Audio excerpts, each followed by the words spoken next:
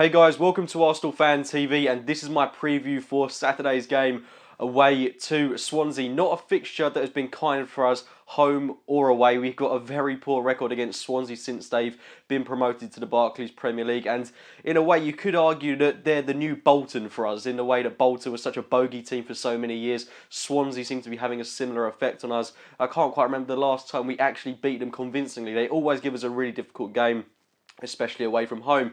And I'm not filled with confidence going into this game. I'd be lying if I said that I go into Saturday feeling absolutely brimmed with confidence, because I'm not. We've just suffered a 3-0 defeat away from home in the League Cup against Sheffield Wednesday. In the grand scheme of things, as I mentioned in the review of that game, not a result that's going to hinder our season too much, you would hope. It's the injuries that we've suffered as a consequence of that result, to most notably two of our key players at this moment in time, Theo Walcott and Alex Oxlade-Chamberlain. Two players that could and I think should have been starting this game against Swansea. So very disappointing on that front. More so for Chamberlain, considering it was his big chance, but as well so for Theo, considering that he's been so pivotal to the way that Mesut Ozil and Alexis Sanchez has been performing. And given that he was on the bench against Sheffield Wednesday, it kind of rests in the back of my mind that he was being rested for this game against Swansea. So very, very bitterly disappointing that he's not going to feature in this game, and that both of them are going to miss this game, the Bayern game and the Tottenham game. So three crucial fixtures. I really hope that Olivier Giroud can step up to the plate, and whoever fills in on that right-hand side. Now, squad depth has been questioned at Arsenal since all of these players have gotten injured, and injuries are a recurring problem with Arsenal, and it has been for so many years now. We should expect this in a way. It's so disappointing to say that, but we should expect to have these kind of injuries. Squad depth is something that you can argue, but I think you've got to also realise that a lot of the players that are injured are players that fill that position on the right-hand side. Aside from that, I think we've got a relatively decent squad depth. We've got Wilshere out, we've got Rosicky out, we've got Welbeck out, we've got Chamberlain out, we've got Walcott out, we've got Arteta out. I mean, depending on how much you value those players, they are still losses to the squad, and all players that could arguably fill in on that right-hand side for a game of this calibre. And now we're relying on that man, Joel Campbell, on the right-hand side, who I think has to start this game. I think he's the best option we've got. He's a natural winger, at least. He could possibly play through the middle, but then that again leaves us with a problem on the right-hand side.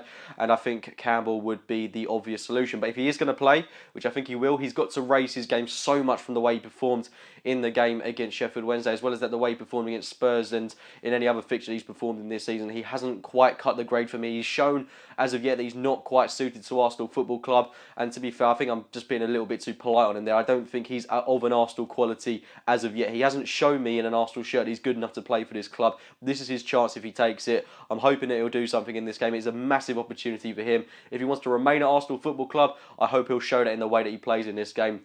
I like Joel Campbell. I like the way he performs tracking back. I really like his defensive work. The fact that he gets stuck in, he's a mucky, dirty kind of player, but he's not a player that offers a lot going forward. His ball control is disappointing. He can't seem to get a ball into the box. He looks promising, but has a poor final end product, gives the ball away so much. But like I say, big opportunity for him in this one.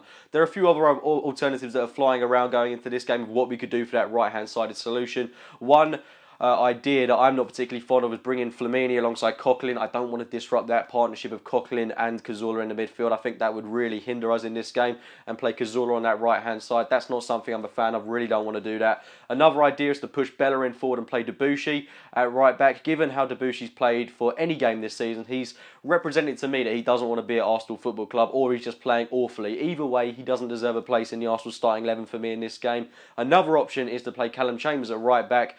And given the way Montero absolutely tore him a new one at Swansea last season, don't want Callum Chambers anywhere near this game. And he didn't perform well against Wednesday either. None of those senior players in that game that are fighting for spots in the team, players that were pushing to get in this Arsenal 11 and tapping on the shoulder of Arsene Wenger and saying, Arsene, don't forget about me. I can still offer something to this team. None of those players performed. So not really any of them deserve a place in this Arsenal starting 11. I mean, Joel Campbell really is pushing it, but he's only the one that's getting in there because he's kind of our only solution.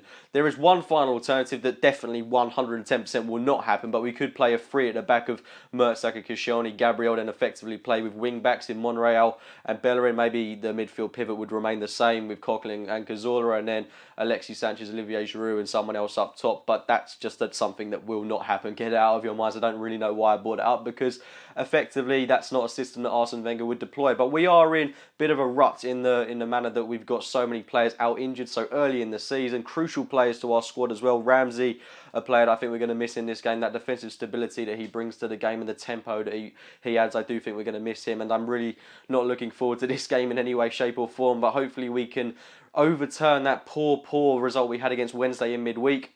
I think my Arsenal starting 11 would be Cech, Bellerin, Koscielny, Gabriel, Monreal, Coquelin, Cazorla, Campbell, Ozil, Sanchez and Giroud. I really hope that team can go out there and do the business. It's a big ask away from home, but we've got to be getting the 3 points to put things right from what happened in the League Cup.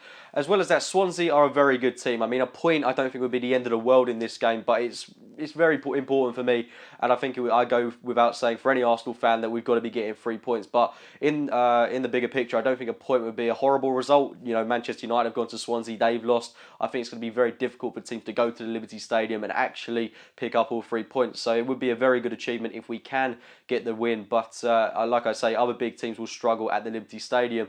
So they've got some very good players. John Joe Shelby has really come into his own this season. They've got Bafétimbi Gomez up top, Jefferson Montero, who always performs well against us. And as well as that, they've got some very other good players such as Sigurdsson and Ayew, who they recruited over the summer. So a very combative team. They're a very exciting team to watch. And despite Gary Monk not actually having a win in, I think it was 5 games, they did get a victory at Villa Park last weekend. Not the most convincing of results, but that's going to give them a little bit of confidence. So they're back to winning ways after a disappointing blue patch, I guess you could say. But yeah, it won't be an easy game, not a game I'm looking forward to all that much, but leave your thoughts in the comments box below. Please do get your team lineups in the comments. We'd love to hear your thoughts on that one, as I always do. How would you solve that issue that we've got on the right-hand side of the pitch? Leave your thoughts in the comments box below. Like I say, get your team lineups in the comments. Like this video if you've enjoyed it. Subscribe to Arsenal Fan TV if you're new, and we'll be speaking to you soon. Arsenal Fan TV, Claude, very disappointing tonight. I mean, can I have this day back, please?